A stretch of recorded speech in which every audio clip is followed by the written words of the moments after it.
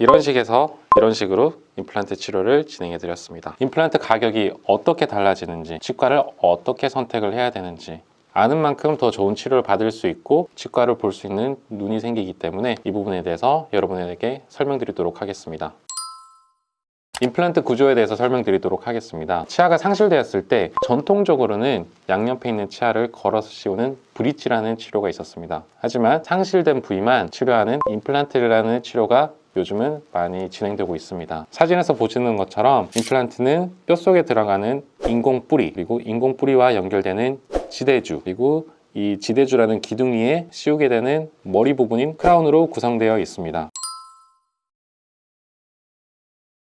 임플란트 종류를 구분하는 방법은 여러 가지가 있습니다. 예를 들어서 임플란트를 어느 회사에서 제조했는지에 따라서 이게 수입산이냐 국산이냐 이렇게 분류가 되기도 하고요. 아무래도 이제 전통적으로 임플란트는 외국에서 개발됐기 때문에 수입산 같은 경우는 품질이 좀 좋은 그러한 장점이 있지만 아무래도 좀 가격이 비싸다는 단점이 있습니다. 수입산 중에 명품으로 불리는 3대 명품은 브레네마, 아스트라, 스트라우만 등이 있습니다. 물론 수입산이 품질이 좋다고 하지만 우리나라 임플란트도 굉장히 품질이 상향 평준화되어 있기 때문에 가성비적인 부분에서는 국산 임플란트도 굉장히 좋은 선택이 될 수가 있습니다. 제조 회사뿐만이 아니라 같은 회사에서 나오는 임플란트라도 임플란트 인공뿌리의 표면을 어떻게 처리했느냐에 따라서 또 여러 가지로 분류를 나눌 수가 있습니다. 오스템만 하더라도 SA, CA, BA, SOI 이런 식으로 표면을 어떻게 처리했느냐에 따라서 약간 저렴한 라인부터 프리미엄 라인까지 다양한 종류가 구비되어 있습니다. 임플란트는 결국 중요한 것이 임플란트 인공뿌리와 뼈가 얼마나 잘 단단하게 붙느냐가 중요합니다. 그래서 임플란트의 표면을 어떻게 처리하느냐에 따라서 그것이 달라질 수가 있습니다. 매끈매끈한 임플란트 표면에 뼈가 잘 붙을 수는 없겠죠. 그래서 어떠한 표면을 어떻게 처리했느냐에 따라서 회사마다 그 이름을 이렇게 다양하게 분류하고 있습니다. 임플란트를 분류하는 또 다른 방법은 임플란트 인공뿌리가 뼛속에 완전히 잠겼느냐 아니면 잇몸을 관통하느냐 이런 방법에 따라서 분류를 하기도 하고요. 그 임플란트 종류에 대해서 제가 여러 가지 말씀을 드렸지만 어떤 임플란트 회사를 선택할 것인지, 어떤 표면 처리를 선택을 할 것인지, 뼛속에 잠기는 임플란트를 할 것인지, 잇몸을 관통하는 임플란트를 선택할 것인지 사실 여러분이 선택을 하시는 것보다는 여러분이 믿고 맡기신 원장님께서 여러분의 상태에 대해서 가장 잘 아시기 때문에 여러분의 상황에 맞게 가장 적합한 임플란트를 선택해서 진행하는 것이 가장 바람직하다고 볼 수 있습니다.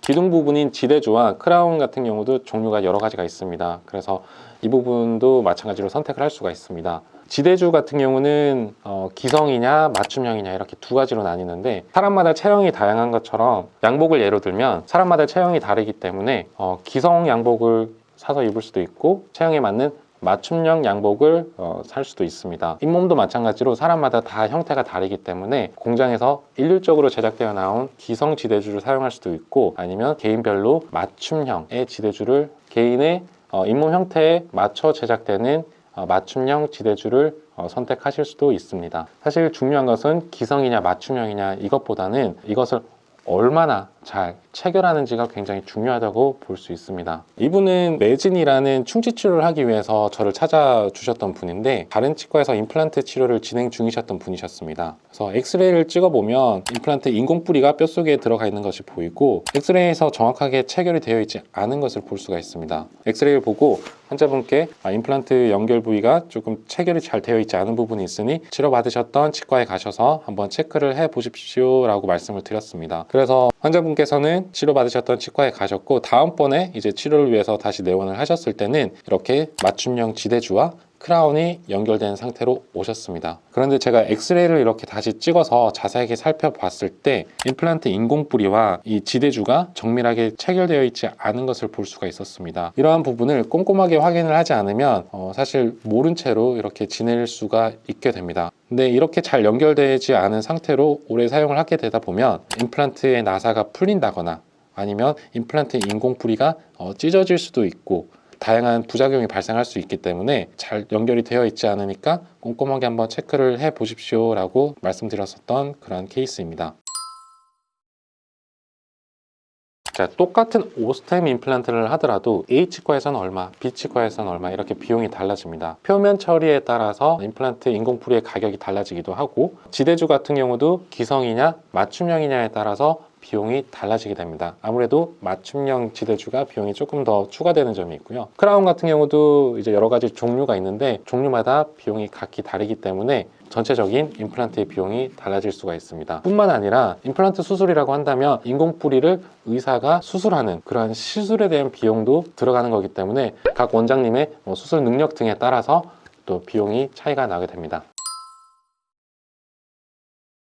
치아색이 나는 크라운은 크게 두 가지로 나눌 수가 있습니다. 전통적인 재료는 PFM이라고 해서 금속 위에 치아 색상이 나는 도자기, 그것을 PFM이라고 합니다. 아무래도 도자기 같은 경우는 강도가 약하기 때문에 강한 힘을 받으면 깨지기가 쉽겠죠. 그래서 강도를 보강하기 위해서 금속 뼈대 위에 이렇게 도자기를 올린 그런 형태를 이야기를 합니다. 말씀드린 것처럼 도자기는 깨지기가 쉽기 때문에 어금니 같이 힘을 많이 받는 경우 치아 색상이 아니라 금속으로 처리하는 경우들이 있습니다. 그래서 치아의 옆부분, 힘을 많이 받지 않는 부분은 치아 색상이 나는 도자기, 씹으면은 금속으로 가기 때문에 입을 크게 벌리거나 했을 때 어둡게 보이고 해서 굉장히 좀 비심미적인 그러한 부분이 있습니다. 최근에 개발된 지르코니아라는 것은 전체적으로 치아 색상이 나지만 내부에 금속이 없습니다. 금속이 없지만 충분한 강도가 나오기 때문에 요즘 굉장히 곽강받고 있는 재료라고 할 수 있습니다. 지르코니아 크라운이 비용적인 부분에서는 조금 더 높은 점이 있습니다.